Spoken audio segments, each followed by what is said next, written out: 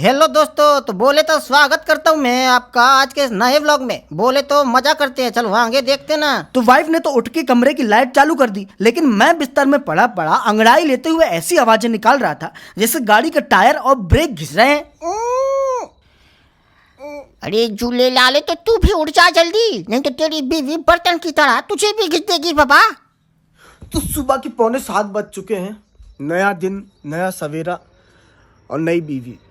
नहीं, बीवी भाई सुन तो नहीं लिया। अगर तेरी बीवी सुन लेती तो तुझे धुन देती, और इस धुन का मतलब संगीत वाली धुन नहीं है, धुनाई वाली धुन है। अच्छा है। तो ये जो आपको दिखाई दे रहा है, यहाँ पर बहुत जल्द कुछ नया स्टार्ट होने वाला है। आपको हंसाने के लिए ला रहा हूँ। आप लोग बोल रहे थे ना कुछ नया लाओ, मतलब कुछ लोग बोल रहे थे कि भैया कुछ नया भी लाओ। तो बहुत समय से मैं प्लान कर रही थी कुछ और अच्छा लाएं, कुछ और नया ट्राई करें। मुझे लगे कि टीवी वालों ने बनाया है, मतलब कुछ बड़ा सा लगे।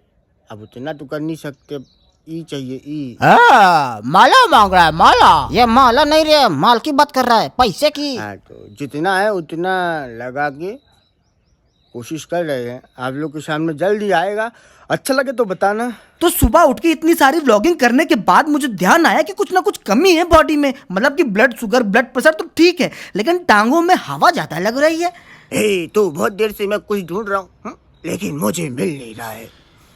तो बात ये थी कि मैं सुबह से मोगली की तरह घर में केवल चड्डी पहन के घूम रहा था। तो इससे पहले कि जंगल बात चले और सबको पता चले, मैंने बीवी से पूछा, कहाँ है चड्ढा?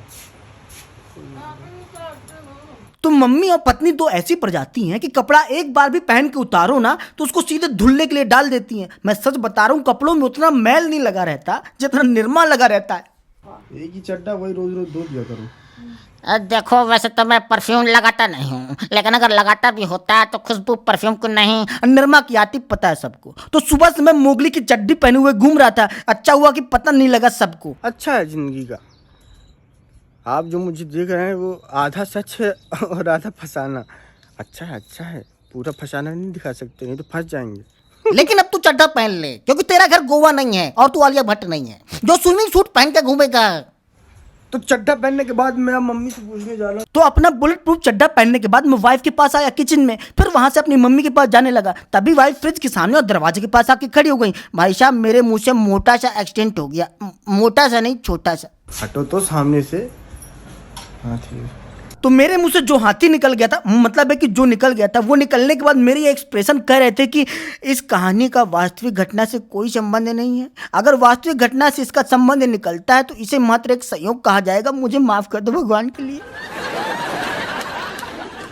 तो इसके बाद मुझे जाना था वॉकिंग के लिए, लेकिन किस तरह की वॉकिंग पे ये आपको आगे पता चल जाएगा। तो मम्मी ने मुझे मेरी चप्पलें निकाल के दी। अब बड़ा हो गया हूं ना, इसलिए मेरी चप्पलें निकाल के दी। बचपन में था तो अपनी चप्पलें निकाल के देती थी। समझदार लोग समझ गए होंगे कि कभी पेट में, कभी पीठ में, कभी चेहरे पे। अगर मेरे शरीर को सूक्ष्मदर्शी से देखा जाए ना तो बॉडी की हर जगह पे मम्मी की चप्पलों के नंबर दिखाई देंगे। भाई साहब, क्या मियाँ होशियार ही आप लोग आंखों, बोले तो आपकी बॉडी का भी वही छाल होगा। तो मैं जा रहा हूँ थोड़ा टहलने के लिए, तो मम्मी ने मुझे चप्पलें निकाल के दी हैं। आप लोगों ने देखा होगा, बस चप्पलें ऐसा लग रहा है कि मेरी नहीं, खाली के पैर की हैं। तो ये जो नई चप्पलें हैं मम्मी बाजार से लाई थी, लेकिन दिक्कत इनकी ये है कि ये मेरे पैर की हाइट से 1 अंगुल बड़ी हैं। लगता है इनको कॉम्प्लेन ज्यादा पिलाया गया है। तो अब मैं जा रहा हूँ घूमने, और घूमने जा रहा हूँ तो मुझे वाइफ के लिए और घर के लिए लाना है थोड़े से फल फ्रूट से। मीन्स कल अनार लाया था, सेब नहीं थे उसके यहाँ, सही दुकान वाले के पास, तो सेब भी लाने हैं। तो मैंने कमरे का दरवाजा लगाया और 2 बैग लिए। एक बैग को पीठ में टांगा और दूसरे बैग को पैंट में रखा। समझ गए होगे, पर्स की बात कर रहा हूँ मैं। लेकिन जो चप्पलें मैंने पहनी थी उन चप्पलों को पहन के चलने में मजा नहीं आ रहा था। ऐसा लग रहा था कि देखिए, ये चप्पलें इतनी बड़ी हैं कि इनको इस तरफ से मोड़ेंगे तो उस तरफ से जूता बन जाएंगी। तो अब मैं जा रहा हूँ टहलने के लिए। बस अंतर इतना है कि पाँव लंबे वाले नहीं, गोल वाले हैं ये। ओए, ये तो पाँव नहीं है, ये तो पहिए हैं कात्या, गोल पाँव। तो अपने गोल गोल पहियों में टहल के अब मैं घर वापस जा रहा हूँ। पोहा ले लिया है, 6 पैक करवाए हैं, 3 लोग खाएंगे, बाकी 3 मैं खा लूँगा। अभी रास्ते में कहीं से सेब लेना, फल फ्रूट लेना है, उसके बाद घर पहुँचा। अब हेलमेट के साथ जब मैं ऐसे कैमरा लगा के निकलता हूँ तो कुछ लोग सोचते हैं कि ये बहुत बड़ा आदमी है। बड़ा आदमी तो तू है। 29 साल उम्र हो गई। अब नहा धो के रेडी हो चुके हैं, अब बारी है कि पानी पिया जाए और फिर देखा जाए कि काम धंधा क्या करना है, लेकिन उसके पहले देखते हैं कि घर में पेट की टंकी के लिए कौन सा ईंधन बन रहा है, पेट्रोल बन रहा है कि डीजल। लेकिन जब मैं किचन में पहुंचा तो वही देखा जो हमेशा देखता हूँ, वाइफ रोटी के ऊपर प्रेस कर रही थी, साथ में वीडियो भी देखती जा रही थी। मुझे तो कभी कभी लगता है कि वाइफ की 2 ही आंखें हैं या सर के बालों के अंदर 2-3 आंखें और छुपी हैं। दोपहर का खाना वाना खाने के बाद मेरा एक सामान आया जो मैंने मंगाया था अमेजॉन से, यानी कि जेफ बेजोस की दुकान से। और सामानों में था क्रिकेट टीम की टी शर्ट्स, जैसे कि बेंगलुरु की टी शर्ट, जैसे कि चेन्नई की टी शर्ट, जैसे कि इंडियन टीम की टी शर्ट, और जैसे कि मेरी फेवरेट मुंबई इंडियंस की टी शर्ट जो मैंने पहन ली। तो ये टी शर्ट मंगाने के बाद जो इनसे कचरा निकला, मतलब कि इनका रैपर तो सब बिस्तर में डला है। तो वाइफ ने अभी मुझसे बोला कि चलो सभी कचरा फेंक के आओ। तो मैंने बोला नहीं, दिखाया, चलो फेंक के आता। उसके बाद क्या हुआ वो भी बता नहीं दिखा। हाँ, ये जर्सी है। ये देखिए, जो मैं जर्सी पहना हूँ वो टीम इंडिया की है। और ये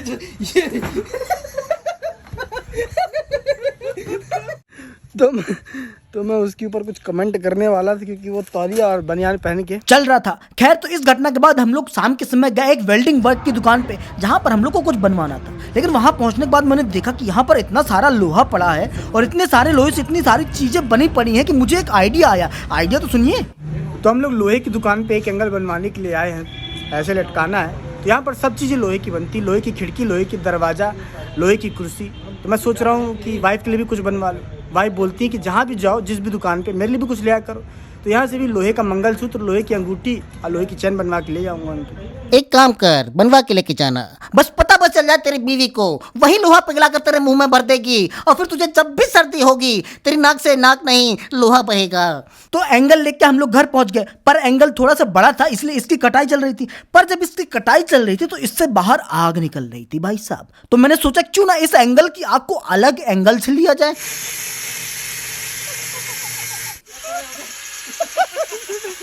तो दोस्तों, आप लोगों ने भैंस की पूंछ तो देखी होगी, लेकिन आग की पूंछ नहीं देखी होगी, तो देख लीजिए। और वीडियो में मजा आया हो तो YouTube में विक्रम नेहा व्लॉग्स को सर्च कीजिए, अच्छा लगे तो उसको सब्सक्राइब कीजिए। तब तक के लिए बहुत बहुत धन्यवाद।